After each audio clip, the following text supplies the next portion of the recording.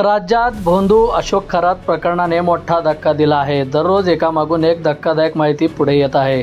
राज्यातील अनेक राजकीय नेत्यांसोबत अशोक खरात यांचे नाव जोडले जात आहे। राज्यात महत्त्वाच्या नेत्यांचे अशोक खरातचे जवळचे संबंध असल्याचे हळूहळू समोर येत आहे। अशोक खरातचे आणि राजकीय नेत्यांचे काही फोटोही व्हायरल झाले आहेत। सामाजिक कार्यकर्त्या अंजली दमानिया यांनी खळबळ उडवणारा खुलासा केला। एका अनोळखी व्यक्तीने आपला सीडीआर दिला असून त्यामध्ये उपमुख्यमंत्री एकनाथ शिंदे आणि अशोक खरात यांचे फोन कॉल झाल्याचे त्यांनी म्हटले आहे।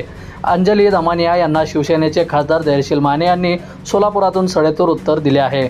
शिवसेनेच्या नेतृत्वाला उगीचच बदनाम करू नका, शिवसेना गप्प बसणार नाही, शिवसेना जशास तसे उत्तर देण्यास खंबीर आहे, अशी खणकर प्रतिक्रिया खासदार धैर्यशील माने यांनी अंजली दमानियाबाबत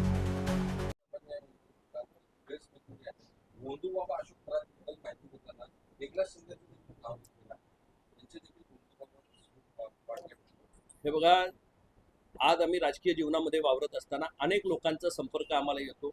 तुमच्या गावी आलं, तुम्ही कुणाकडे तर घेऊन गेला तर आम्ही त्या ठिकाणी जातो, देवाला जातो। काही साधू महंत जर असतील तर त्यांच्या भक्तिभावानं काही लोक म्हणतात की चला आता सगळ्यात राजकीय लोकांना त्याची पार्श्वभूमी नंतर एखादा असं प्रकरण उघड आल्यानंतर त्याची उजवी डावी बाजू त्या ठिकाणी समोर येते। मी निश्चितपणे या ठिकाणी सांगेन की एकनाथ शिंदे साहेब कोणत्याही पद्धतीच्या अशा थोतांडाला बळी पडणारे नेते नाहीत। ते स्वयंभू नेते आहेत, कर्तृत्वानं आणि कर्मानं तयार झालेले नेते आहेत।